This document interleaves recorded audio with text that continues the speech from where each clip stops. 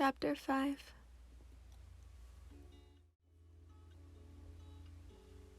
Rio, you rounded the corner of the entrance to E class. Rio, you called, louder this time. Could you lower your voice? Thanks. You crossed your arms as you entered the only classroom available.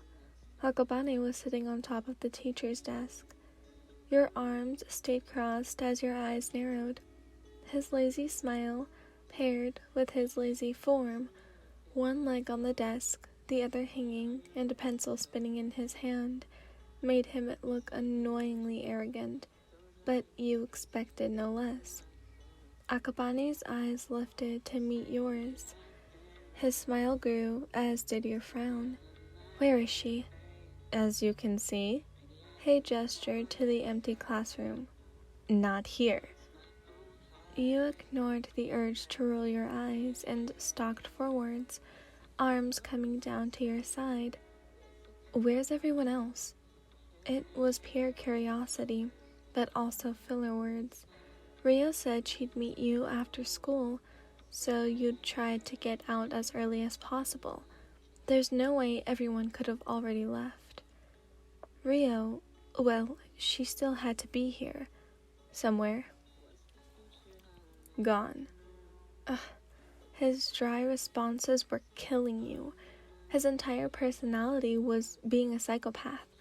Which, okay, that's a little hot, but seriously, he's like a maggot of a fly you can't get rid of.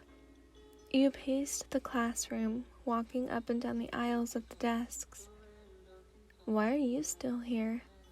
For some reason, that was the question that came to the front of your mind as soon as you stepped into the classroom. But until now, the urge had been suppressed. Akabane looked up from where he was spinning his pencil. Your hand closed and opened itself.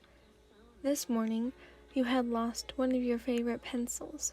It was black with a clear capsule. The one Akabane was spinning was the exact one. Anyone could gain access to those pencils, but yours was a gift from Rio.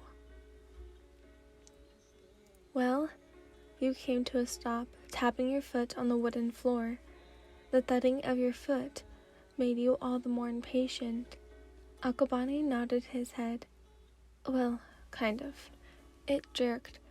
Oh, he meant for you to... Instead of standing there, acting like an idiot, you moved forward and met him at the front of the class. You sat at one of the front desks. It was as close as you'd dare to get to him. Your heart dropped, and you were thankful for the seats because your knees gave out just then. Seeing him up close like this, the outlines of his face, the muscle beneath his shirt, you shoved the urge to shake your head down your throat. Around him, always around him, you couldn't act right. You would never admit it, but it was another driving force for your dislike of him. Are you just going to stare at me then? Akabane chuckled while rolling his eyes. He hopped off the teacher's desk and strode toward you, which was a mere 3 steps. You were aware of his every movement, of his every breath. Nakamura isn't coming. His breath cascaded down your neck, mere inches away from your jawline. Your head jerked so hard, you were surprised when it remained connected to your neck. What are you talking about? She messaged me. You reached for your phone, ready to reread and prove you weren't crazy. But then Akabane clicked his tongue and walked toward the entrance at the front of the classroom. The door clicked, locked in place. You watched with irony seeping through everything you held dear. What was going on? What was he thinking? What on this planet, on every single working brain cell he had running through his brain, was this okay? Akabane, you stood, your voice a demanding bellow. You have 5 seconds to unlock that door. He gave you another lazy grin. And if I don't? A dark laugh escaped from your lips. Akabane had no idea what he was getting himself into. "You're going to wish you had." "Aw, look at you, finally showing your true colors." His eyes narrowed. "I knew you were there, somewhere."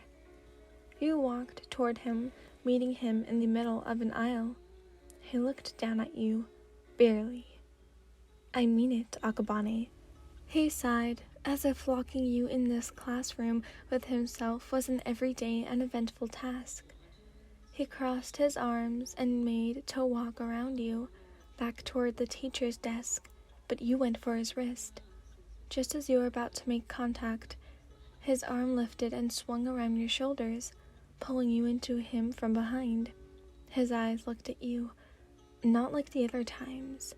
It wasn't a glare or a scowl or amusement or anything really. It was death. That's the only way you knew how to describe it. Cold, unnerving, endless death. You shrugged him off with more force than necessary, but for you two, for him, it seemed completely normal. He continued to stare at you with those holes. He looked tired. You hated yourself for it, but you reached out, placed a hand on his shoulder, and squeezed. You were out of your mind. You must have been. Though some parts of Akabane, maybe the last shred of humanity he had, seeped through, and just now, right there, a crack. A crack in the mask he always wore. "There you are," you heard yourself whispering. Akabane looked away, removing your hand from his shoulder, and walked toward the teacher's desk, behind it, and sat in the chair. He placed his hands in front of him and said, voice hoarse, "In the kitchen. The cup. Did you?"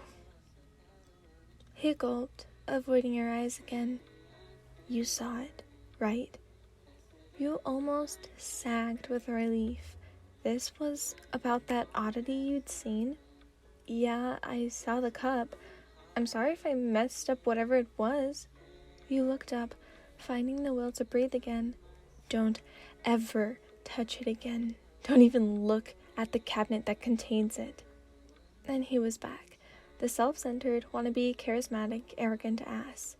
"Look, Akabane, I have no intentions of being in your house, so the possibility of me even Ellen, just say it. Say you'll never touch it again." "Fine." You were starting to get a little defensive, and if this damned cup was so special to him, why was it so easy to access? What a damn dramatic he was. "You could have just texted me about this." You glared, walking toward the back of the classroom, flipping him off in the process. "I don't have your number. Should have texted Rio then. I wanted to talk to you in person, to get you to understand." "Oh, I understand. I do." You turned to him just then. "You're a prick." He huffed, a little amusement spreading throughout the tired lines of his face. "Don't you at least want to know how I got you here?" Despite your anger, the right side of your mouth quirked a little, and you had to bite your cheek to keep from smiling fully. "Maybe next time, you prick." How I love our banter. "Fuck you, Akabane." "That's a pretty sight," he said as you kicked the lock, which was in dire need of a fix, and slid open the back entrance of the classroom.